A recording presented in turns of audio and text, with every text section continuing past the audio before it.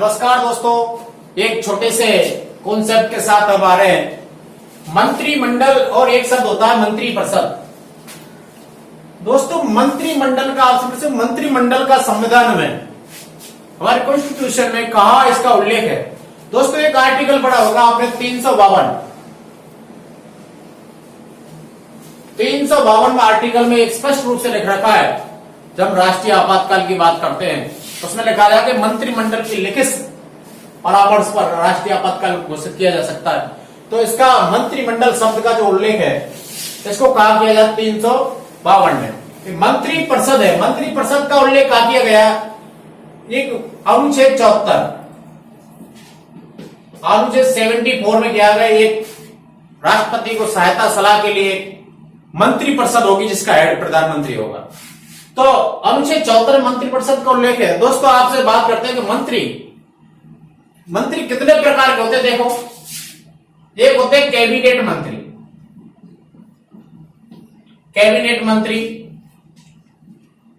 एक होते राज्य मंत्री,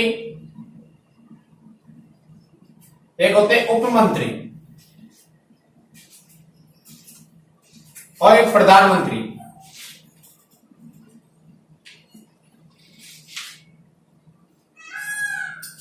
दोस्तों हमने मंत्रियों के रूप में ये नाम देखे होंगे कि राज्य मंत्री है, उप मंत्री है, कैबिनेट मंत्री है।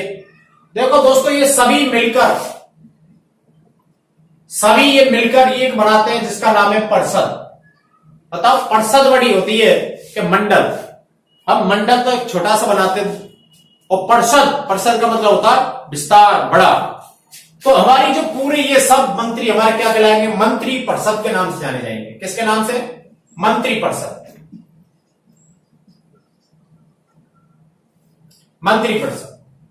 अब मंत्रिमंडल में देखो प्रधानमंत्री प्लस कैबिनेट मंत्री, ये मिलके क्या बनाते हैं हमारे मंत्रिमंडल।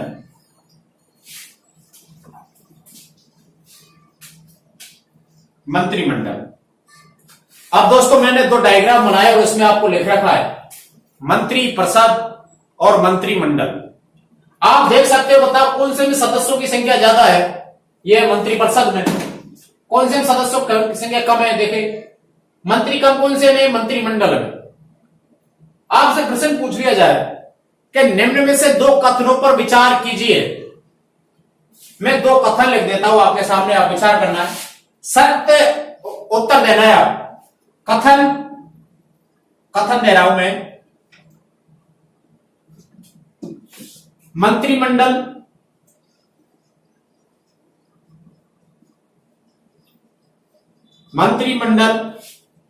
मंत्रिपरिषद का भाग होता है। मंत्रिपरिषद का भाग होता है। पहला कथन है मंत्रिमंडल मंत्रिपरिषद का भाग होता है। दूसरा है मंत्रिमंडल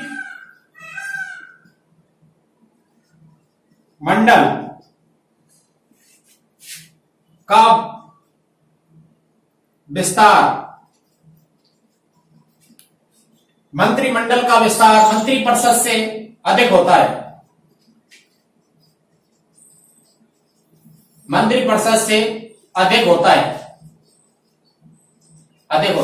दोस्तों दो कथन आपके सामने मैंने दिए हैं। मंत्रिमंडल मंत्रिपरिषद का भाग होता है। मंत्रिमंडल का विस्तार मंत्रिपरिषद से अधिक होता है। नीचे ऑप्शन मिल जाए, कथन एक सही है, कथन दूसरा सही है, कथन दोनों गलत है, कथन दोनों सही है। तो दोस्तों इसमें देखो मंत्रिमंडल, ये मंत्रिमंडल है और मंत्रिमंडल मंत्रिपरिषद का ही भाग होता है। इसमें ये सही है क्योंकि मंत्रिमंडल का विस्तार मंत्रिपरिषद से अधिक नहीं हो सकता, क्योंकि मंत्रिपरिषद में ज्यादा मंत्री है और इसमें कम है, तो इसका विस्तार ज्यादा नहीं हो सकता। दोस्तों आपकी बात समझ में आई होगी।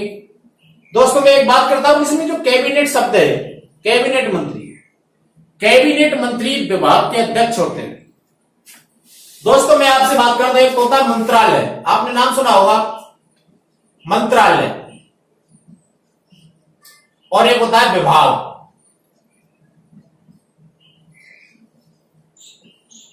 आपने केंद्र सरकार में भी सुना होगा रक्षा मंत्रालय, विदेश मंत्रालय, जबकि हमारे राज्य में बात करते हैं शिक्षा विभाग, पंचायती राज विभाग, जल संसाधन विभाग।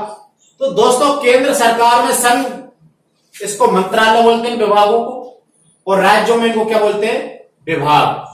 तो दोस्तों ये मंत्रालय कैबिनेट मंत्री होते हैं, ये मंत्रालय के अध्यक्ष होते हैं, और इनकी सहायता के लिए ही राज्य मंत्री होते हैं। और उपमंत्री भी इन राज्य मंत्री की सहायता करता है और कैबिनेट मंत्री की भी सहायता करता है। इसलिए कोई बड़ा मंत्रालय होता है उसमें हम 2-3 बना देते हैं, कैबिनेट मंत्री बना देते हैं, राज्य मंत्री बना देते हैं, उपमंत्री बना देते हैं। ये दोनों कैबिनेट मंत्रियों की ही सहायता के लिए। दोस्तों एक होता है संसदीय सचिव, दोस्तों एक होती है संसदीय सचिव। मैं आपसे बात करता हूं संसदीय सचिव राज्य स्तर पर और केंद्र स्तर पर दोनों पर होते हैं संसदीय सचिव।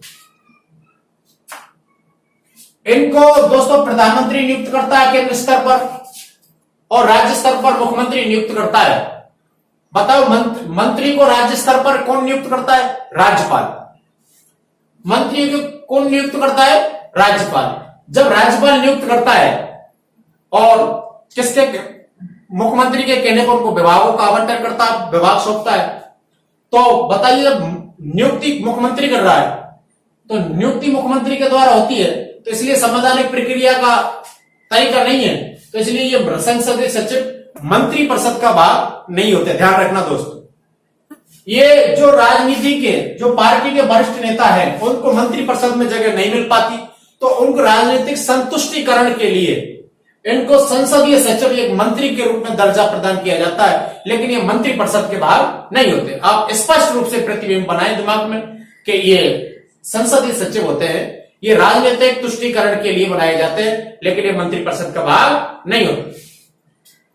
दोस्तों एक बात बताइए, प्रधानमंत्री प्रश्न आ जाता है कि प्रधानमंत्री होता है नियुक्त, मनोनीत, चयनित, उपरोक्त सभी। तो बताइए प्रधानमंत्री क्या होता है, नियुक्त। राष्ट्रपति प्रधानमंत्री को करता है नियुक्त, मनोनीत, चयनित, क्या करता है, नियुक्त। अनुच्छेद आर्टिकल 75 में स्पष्ट रूप से किया राष्ट्रपति प्रधानमंत्री को नियुक्त करेंगे। तो क्या होता है, प्रधानमंत्री क्या होता है, नियुक्त, नियुक्त होता है, नियुक्त।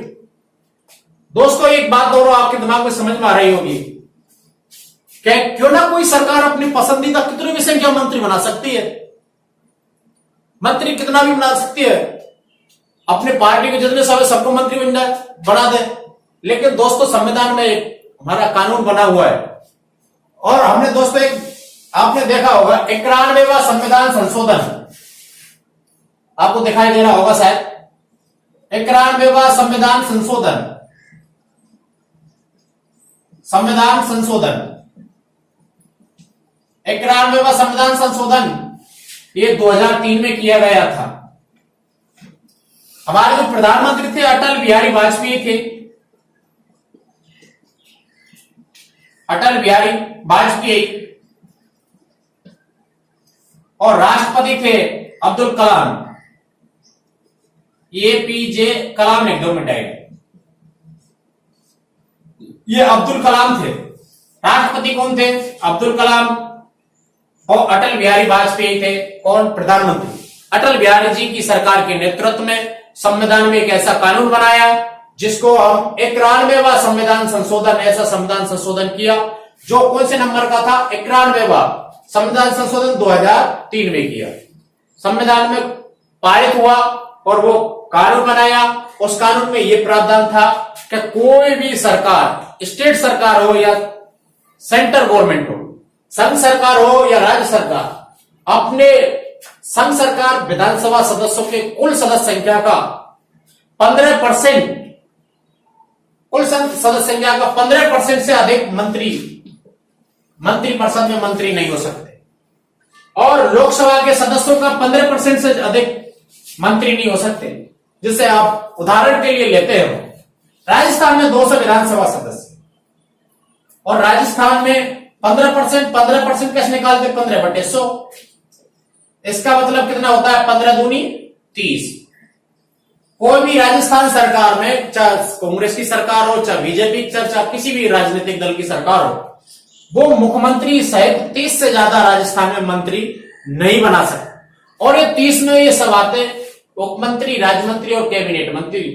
ये तीनों प्रकार के मंत्री आते हैं, क्योंकि प्रधानमंत्री होता है नहीं, मुख्यमंत्री होता है राज्य सरकार। और अगर हम बात करते हैं केंद्र सरकार की, केंद्र सरकार में जैसे हम 2 सदस्यों को नॉमिनेट करते हैं, उनको छोड़ दो, 543 सदस्य हैं। अगर इसमें 15% लगावे हम तो लगभग 81 मेंबर होते हैं। 81 यानी 81 से ज्यादा हम